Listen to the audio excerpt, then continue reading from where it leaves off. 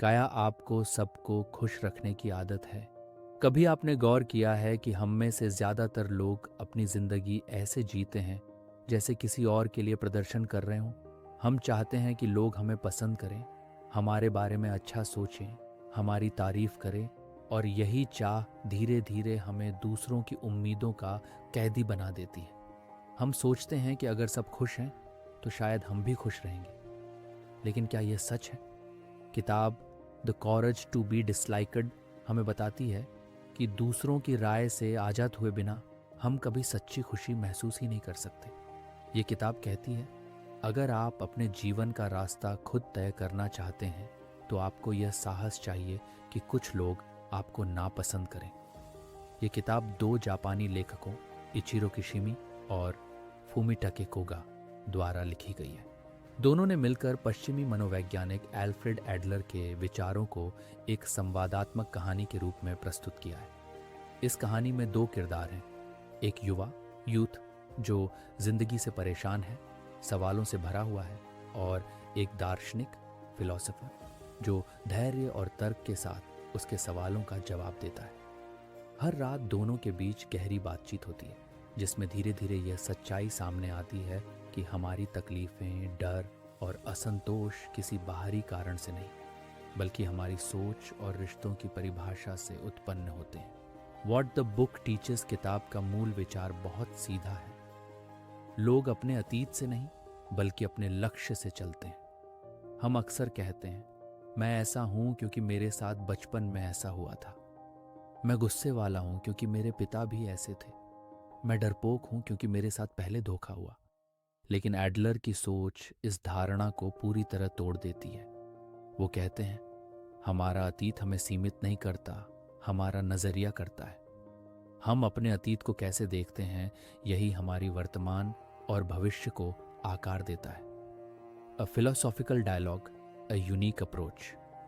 ये किताब इसलिए खास है क्योंकि इसमें कोई उपदेश नहीं, कोई 10 टिप्स फॉर हैप्पी लाइफ नहीं। ये एक जिज्ञासु युवा और एक ज्ञानी दार्शनिक के बीच जीवन के हर पहलू पर होने वाली बहस है। जैसे कि खुशी क्या है, सफलता क्या है, दूसरों की सोच से खुद को कैसे आज़ाद करें, और सबसे बड़ा सवाल, क्या इंसान वास्तव में बदल सकता है। हर रात की बातचीत एक ऐसे निष्कर्ष पर पहुंचती है जो आपकी पुरानी मान्यताओं को चुनौती देती है और आपके सोचने का तरीका बदल देती है। What you learn in this journey. आने वाले हिस्सों में हम इस किताब के 5 मुख्य भागों में उतरेंगे। 1. डिनाई ट्रॉमा, अतीत आपको परिभाषित नहीं करता। 2. All problems are relationship problems, हर समस्या की जड़ रिश्तों में है। 3. डिस्कार्ड अदर पीपल्स टास्क्स, दूसरों की उम्मीदों से मुक्त होना सीखें। 4. कम्युनिटी फीलिंग, योगदान ही खुशी का असली स्रोत है। 5. लिव इन द प्रेजेंट, अभी में जीना ही सच्चा साहस है। तो चलिए इस यात्रा की शुरुआत करते हैं, जहां हम सीखेंगे कि दूसरों की सोच से आज़ाद होना ही खुद को पाने का पहला कदम है। First night, deny trauma, people can change. Right now, दार्शनिक और युवा की पहली रात की बातचीत एक बहुत बड़े सवाल से शुरू होती है, क्या इंसान वाकई बदल सकता है? युवा कहता है, मेरे साथ जो हुआ है वही मेरी जिंदगी को परिभाषित करता है। वो मानता है कि उसके अतीत के दुख, बचपन के अनुभव उसके आज के गुस्से, डर और असुरक्षा का कारण है। लेकिन दार्शनिक मुस्कुराते हुए कहता है, तुम्हारा अतीत कारण नहीं है, तुम्हारा चुनाव कारण है। यानी तुम वही हो जो आज बनना चाहते हो, ना कि जो कल तुम्हारे साथ हुआ। यहाँ लेखक एल्फ्रेड एडलर की टीलियोलॉजी का जिक्र करते हैं, यानी इंसान का व्यवहार उसके अतीत से नहीं बल्कि उसके उद्देश्य, गोल्स से प्रेरित होता है। हम जो भी करते हैं उसका कोई वाई नहीं बल्कि फॉर व्हाट होता है। हम दुखी इसलिए नहीं होते क्योंकि हमने कठिन समय देखा, बल्कि क्योंकि हम अपने दुख को किसी उद्देश्य से जोड़ चुके हैं, जैसे सहानुभूति पाना, जिम्मेदारी से बचना या ध्यान आकर्षित करना। The difference between cause and purpose. दार्शनिक एक सरल उदाहरण देता है। एक आदमी कमरे में बैठा है और कहता है कि मैं बाहर नहीं जा सकता क्योंकि मुझे सोशल एंग्जाइटी है। लेकिन एडलेरियन दृष्टिकोण कहता है वो बाहर नहीं जा रहा क्योंकि वो बाहर नहीं जाना चाहता। वो अपने डर का उपयोग एक कारण के रूप में कर रहा है ताकि बाहर की असुविधा का सामना न करना पड़े। यहाँ एक बात बेहद गहरी है। हम अक्सर अपने अतीत और अपनी परिस्थितियों को कारण बना लेते हैं, लेकिन असल में वो सिर्फ बहाने होते हैं। हम जो करना चाहते हैं उसके लिए हम हमेशा रास्ता ढूंढ लेते हैं, और जो नहीं करना चाहते उसके लिए हम बहाने ढूंढ लेते हैं। दार्शनिक कहता है लोग बदल सकते हैं अगर वे बदलने का निर्णय लें, क्योंकि बदलाव किसी घटना का नहीं बल्कि निर्णय का परिणाम होता है। Anger is a tool not a reaction, युवा कहता है। लेकिन गुस्सा तो अचानक आता है, वो हमारे नियंत्रण में कैसे हो सकता है?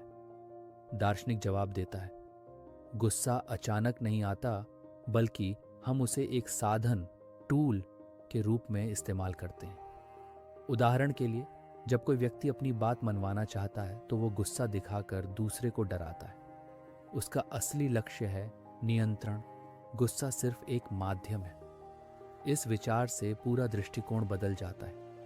किताब कहती है हमारी भावनाएं परिस्थितियों की प्रतिक्रिया नहीं बल्कि हमारे लक्ष्यों का साधन है, और जब हम यह समझ लेते हैं तो हम अपने व्यवहार और भावनाओं के मालिक बन जाते हैं। फ्रीडम फ्रॉम द पास्ट, दार्शनिक अंत में कहता है तुम अपने अतीत के गुलाम नहीं हो। अगर तुम मानो कि अतीत ने तुम्हारी जिंदगी तय कर दी है, तो इसका मतलब है कि तुमने खुद से यह शक्ति छीन ली है कि तुम कुछ नया बना सको। वो आगे जोड़ता है हर इंसान के पास यह आज़ादी है कि वो अपनी कहानी को फिर से लिख सके। आपका अतीत सिर्फ एक अध्याय है, पूरी किताब नहीं। इस पहले भाग का सार यही है, आपका अतीत महत्वपूर्ण है लेकिन निर्णायक नहीं। आप अभी इसी पल एक नया अर्थ, एक नया उद्देश्य और एक नई दिशा चुन सकते हैं। Every problem is a relationship. Problem, दार्शनिक अपनी दूसरी बातचीत में कहता है, हर समस्या इंसानों के बीच के रिश्तों से जुड़ी होती है। युवा चौंक जाता है।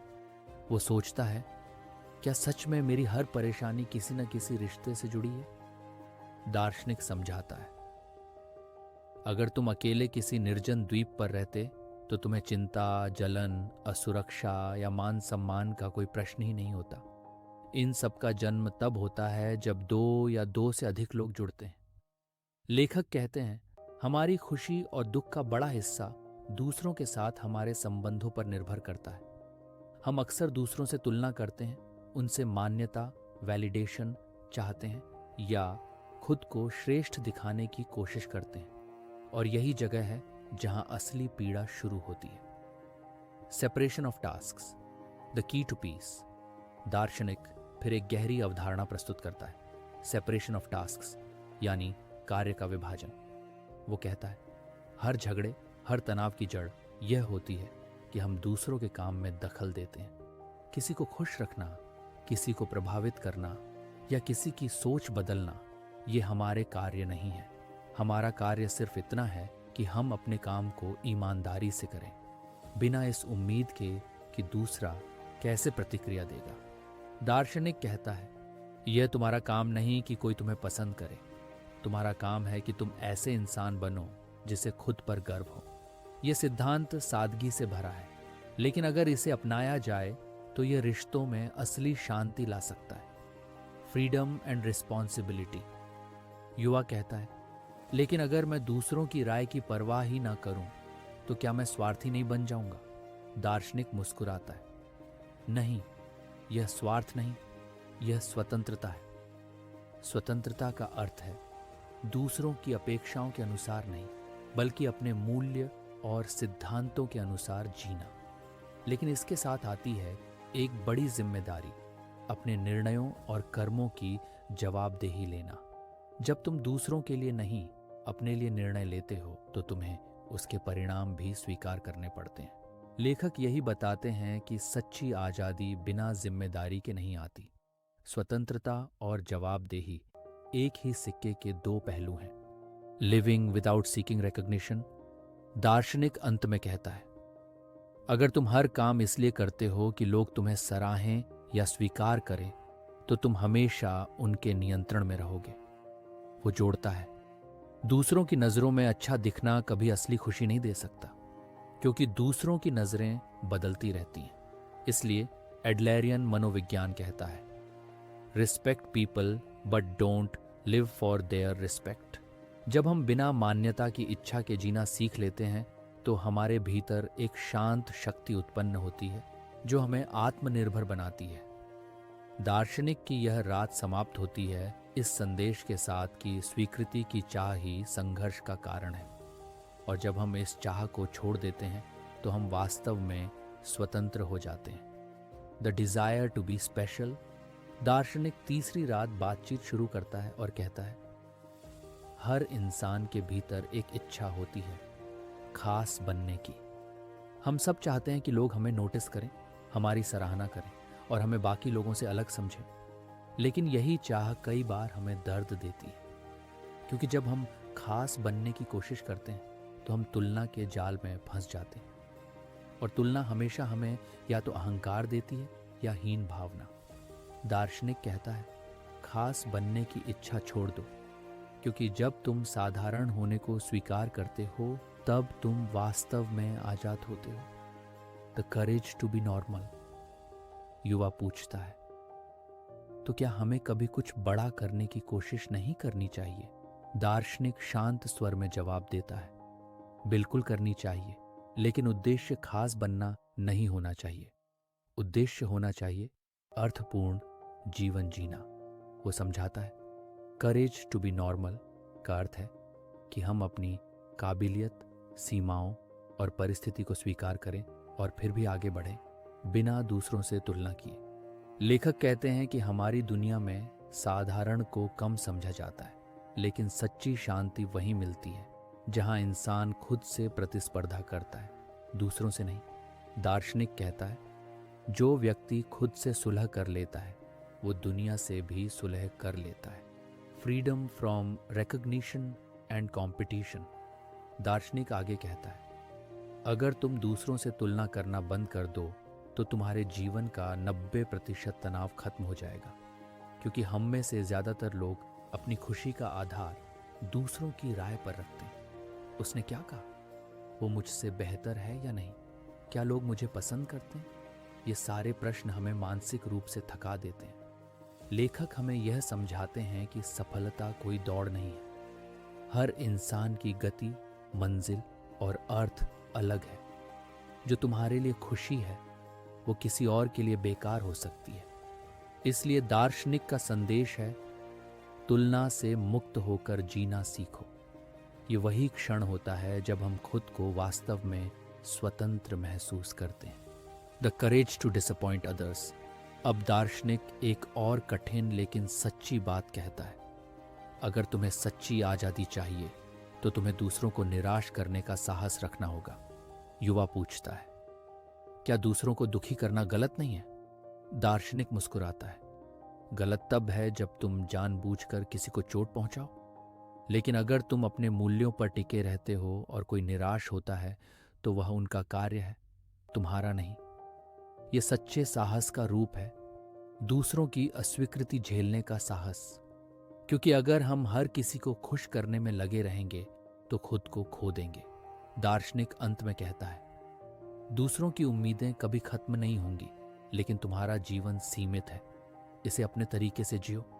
Life is not a competition. दार्शनिक कहता है, जीवन कोई प्रतिस्पर्धा नहीं है। हमारी समाज ने हमें यह विश्वास दिला दिया है कि हम हमेशा किसी न किसी से आगे या पीछे हैं, लेकिन सच्चाई ये है, हर व्यक्ति अपनी अलग यात्रा पर है। वो कहता है, अगर जीवन को प्रतिस्पर्धा के रूप में देखोगे तो तुम कभी शांति नहीं पा सकोगे, क्योंकि हमेशा कोई ना कोई तुमसे आगे होगा। लेखक ये समझाते हैं कि दूसरों से तुलना करने की आदत हमें भीतर से खोखला कर देती है, जबकि सच्चा संतोष तब आता है जब हम अपनी प्रगति को ही मापदंड मानते हैं। दार्शनिक मुस्कुराते हुए कहता है, सच्ची जीत दूसरों पर नहीं, खुद पर विजय पाने में है। What is community feeling. अब दार्शनिक सामूहिक भावना का विचार सामने रखता है। वह कहता है, अगर तुम खुश रहना चाहते हो तो यह समझो कि हम सब एक ही समुदाय का हिस्सा हैं। इस भावना का मतलब है हम दूसरों से जुड़े हैं, हमारा अस्तित्व दूसरों के अस्तित्व से जुड़ा है। जब हम यह महसूस करते हैं कि हमारी छोटी छोटी कोशिशें भी दूसरों के जीवन में फर्क ला सकती हैं, तो हमारा जीवन अर्थपूर्ण बन जाता है। दार्शनिक कहता है, सच्चा सुख तब आता है जब तुम केवल अपने लिए नहीं बल्कि दूसरों की भलाई के लिए भी जीते हो। The shift from self centred to others centred. दार्शनिक आगे कहता है, हर दुख की जड़ होती है स्वयं पर अत्यधिक ध्यान। जब हम लगातार सोचते हैं मेरे साथ क्या हुआ, मेरे बारे में लोग क्या सोचते हैं, तो हम खुद को कैद कर लेते हैं। लेकिन जब हम दूसरों की मदद करने लगते हैं तो हमारा ध्यान दुख से हटकर अर्थ की ओर जाता है।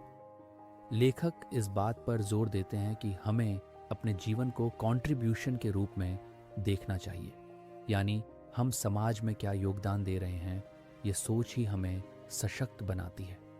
दार्शनिक कहता है, जो व्यक्ति समाज में योगदान देता है वह हमेशा उपयोगी महसूस करता है और यही सच्ची खुशी है। True freedom comes from contribution. अब बातचीत गहराई पर पहुंचती है। दार्शनिक कहता है, सच्ची आज़ादी वो नहीं जो तुम्हें कुछ भी करने की अनुमति देती है, बल्कि वो है जो तुम्हें सार्थक कार्य करने की स्वतंत्रता देती है। जब हम दूसरों की भलाई के लिए काम करते हैं तो हमें एहसास होता है कि हम नियंत्रण में हैं, सक्षम हैं और आवश्यक हैं। युवा धीरे धीरे यह समझने लगता है कि खुशी का रहस्य स्वार्थ में नहीं बल्कि योगदान में है।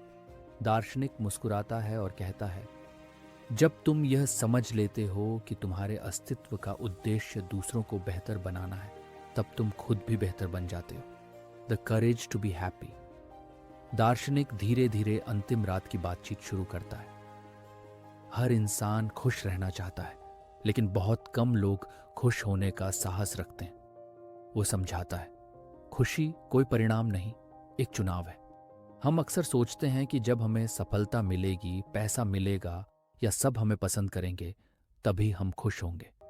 लेकिन सच्चाई यह है कि खुशी इन चीजों से नहीं, दृष्टिकोण से आती है। दार्शनिक कहता है, अगर तुम अपने जीवन की जिम्मेदारी खुद उठाते हो तो तुम हमेशा खुश रह सकते हो, चाहे परिस्थितियां कैसी भी हों। Happiness lies in living for others. दार्शनिक आगे कहता है, खुशी दूसरों की सेवा में है। ये बात पहली बार सुनने में कठिन लगती है, लेकिन जब हम दूसरों के लिए कुछ करते हैं तो हम खुद को भी सार्थक महसूस करते हैं। वो कहता है, जो व्यक्ति दूसरों की खुशी में अपनी खुशी देखता है वही वास्तव में शांत और स्वतंत्र होता है। युवा धीरे धीरे यह समझने लगता है कि स्वयं पर ध्यान केंद्रित करने से ज्यादा दूसरों की भलाई में ध्यान देना जीवन को गहराई देता है। लेखक इस विचार को बहुत सुंदर ढंग से समझाते हैं कि जीवन का उद्देश्य खुद को साबित करना नहीं बल्कि खुद को साझा करना है। The present moment is all you have. दार्शनिक कहता है, जो बीत गया वो अब तुम्हारा नहीं और जो आने वाला है वो तुम्हारे नियंत्रण में नहीं। इसलिए सच्ची खुशी केवल वर्तमान क्षण में है। जब तुम वर्तमान में जीना सीखते हो तो तुम्हें भविष्य की चिंता और अतीत का पछतावा नहीं सताता। ये वही विचार है जो स्टोइक दर्शन और बौद्ध शिक्षाओं से मेल खाता है कि अभी ही जीवन है और अभी ही शांति है। दार्शनिक आखिरी शब्दों में कहता है, सच्ची आज़ादी तब आती है जब तुम दूसरों की राय से नहीं अपने मूल्यों से जीते हो। वो कहता है, दुनिया को खुश करने की कोशिश छोड़ दो, खुद को सच्चा बनाने की कोशिश करो। ये किताब यही सिखाती है कि खुश होना कोई गंतव्य नहीं बल्कि एक निर्णय है, हर दिन हर पल। तो दोस्तों, the courage to be disliked हमें सिखाती है कि जीवन तब बदलता है जब हम दूसरों की सोच से नहीं अपने आत्म सत्य से जीना शुरू करते हैं। अपने जीवन के लिए जिम्मेदारी लो, तुलना करना छोड़ो, दूसरों की स्वीकृति की जगह आत्म स्वीकृति को अपनाओ और सबसे जरूरी, खुश होने का साहस रखो। ये किताब केवल दर्शन नहीं, एक आत्मिक जागृति है। अगर तुम इसे सच में समझ लेते हो तो तुम्हारा पूरा जीवन दृष्टिकोण बदल सकता है। Happiness is not something to be pursued, it is something to be chosen. और अगर आपको ये वीडियो पसंद आया हो तो लाइक करो, शेयर करो और बुक पल्स स्टूडियो को सब्सक्राइब करो, क्योंकि यहाँ हर हफ्ते हम लाते हैं दुनिया की सबसे बेहतरीन किताबों की गहराई में उतरने वाले वीडियो जो आपके सोचने का तरीका बदल देंगे।